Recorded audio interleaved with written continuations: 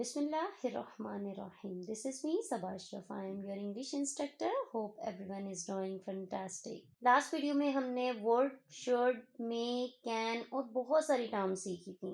In terms के बगैर हम इंग्लिश नहीं सीख सकते हैं। इन टर्म्स को यूज करके हम अपनी स्पीकिंग स्किल्स और राइटिंग स्किल्स को इम्प्रूव कर सकते हैं। इंग्लिश लैंग्वेज कोर्स में हमने इंग्लिश की जितनी भी टर्म्स सीखी हैं, आप इनकी प्रैक्टिस जरूर किया करें, क्योंकि प्रैक्टिस मेक परफेक्ट। इससे आपकी इंग्लिश भी इम्प्रूव होगी और एक कॉन्फिडेंस भी आप में बिल्ड होगा। तो आज की हमारी फर्स्ट टर्म क्या है? ऑल्दो और येट। ऑल्दो और येट उर्दू के फिक्रात जिनमें अगरचा फिर भी लगा हुआ हो में इस्तेमाल होते हैं। ऑल्दो फिक्रे के पहले हिस्से में और येट फिक्रे के दूसरे हिस्से के शुरू में लगाते हैं। एक एग्जाम्पल से इसको समझते हैं। जुमले के स्टार्ट में क्या यूज करेंगे? अगरचा वो गरीब है फिर भी दयानतदार है। तो हम इसको कैसे बनाएंगे? Although he is poor yet he is honest. एक और एग्जाम्पल से इसको समझते हैं। अगरचा वो देर से आने वालों में से था, ताहम इसे जुर्माना ना हुआ। अगर हम इस सेंटेंस की सेंस समझे, अगरचा वो देर से आने वालों में से था फिर भी इसे जुर्माना ना हुआ।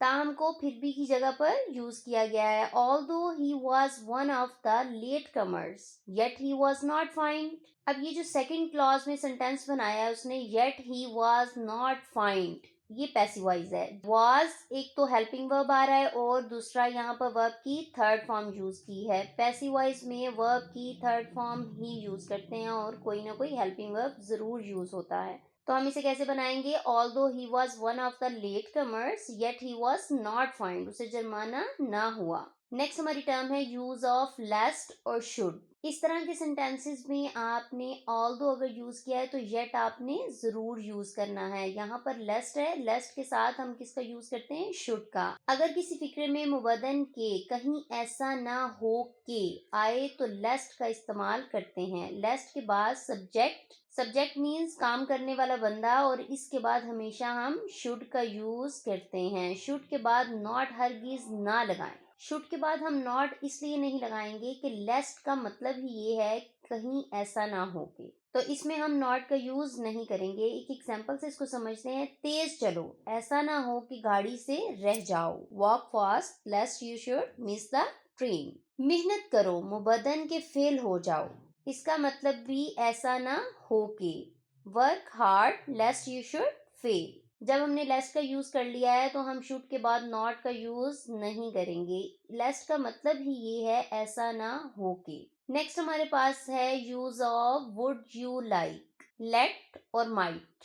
वैसे वुड यू लाइक टू और would you like me to, ये काफी सारी डिफरेंट टर्म्स हैं जो इंग्लिश में यूज होती हैं, लेकिन आज की क्लास में हम सिर्फ वुड यू लाइक का यूज सीखेंगे। अगर आप वुड यू लाइक टू और would you like me to के सेंटेंसेस भी सीखना चाहते हैं तो आप मुझे कमेंट सेक्शन में बता सकते हैं, उस पर भी हम वीडियो बना लेंगे। ओके, अब हम स्टार्ट करते हैं वुड यू लाइक के sentences banana. Would you like इस वक्त इस्तेमाल करते हैं जब किसी को कोई चीज पेश करनी हो या किसी से कोई चीज लेनी हो। मसलन मुझे पानी चाहिए, I would like water please.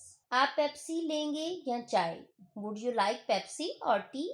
Next हम लेट का यूज सीखते हैं। लेट अमूमन इजाजत के लिए आता है और आम तौर पर इन फिक्रों में इस्तेमाल होता है जिनमें आने दो, जाने दो और चले आए। और एक बात आपने याद रखनी है कि लेट के बाद हम ऑब्जेक्टिव केस यूज करते हैं। एक एग्जाम्पल से इसको समझते हैं। मेहमानों को पेट भर कर खाने दो, let the guest eat to their fill. लेकिन हम लेट के बाद ही, शी, दे का यूज नहीं कर सकते हैं, यहाँ पर हमने ऑब्जेक्टिव केस यूज करना है। नेक्स्ट एक एग्जाम्पल से इसको समझते हैं। मुझे अब जाने दो, let me go now. Next हमारे पास है माइट, जो मे का माजी तस्वुर किया जाता है, शको शुबा जाहिर करता है और अमूमन इन फिक्रों में इस्तेमाल होता है जिनमें लफ्ज शायद इस्तेमाल हुआ हो। शायद के लिए आप मे भी यूज कर सकते हैं और माइट भी यूज कर सकते हैं। एक एग्जाम्पल से इसको समझते हैं। शायद इस साल वो फेल हो जाए, he might fail this year. शायद आज बारिश ना हो, it might not rain today. Next हमारा टॉपिक है use of any, some,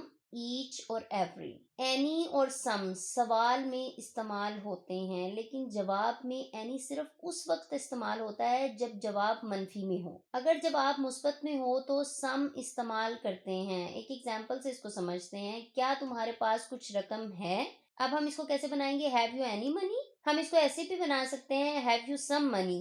question जब आप कर रहे हैं तो आप एनी और सम दोनों का यूज कर सकते हैं। हाँ, मेरे पास एक छोटी सी रकम है, यस आई हैव सम। अगर सेंटेंस पॉजिटिव है तो हम किसका यूज करेंगे? सम का यूज करेंगे। अगर हमारे पास नेगेटिव सेंटेंस आ जाता है, नहीं मेरे पास कुछ नहीं, तो हम क्या यूज करेंगे? No I have not any. अगर आंसर पॉजिटिव में है तो हम सम का यूज करेंगे, और अगर नेगेटिव में है तो हम एनी का यूज करेंगे। नेक्स्ट हमारे पास है ईच। दो या दो से ज्यादा के लिए इस्तेमाल होता है, लेकिन एवरी हमेशा दो से ज्यादा के लिए इस्तेमाल होता है। Each of the two brothers is honest.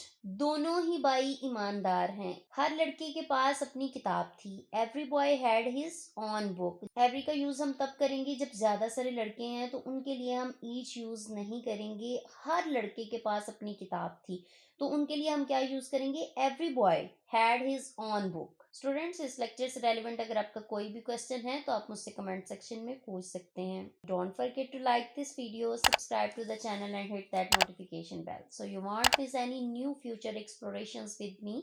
So keep learning, keep exploring and keep shining. Take care of yourself. Allah Hafiz.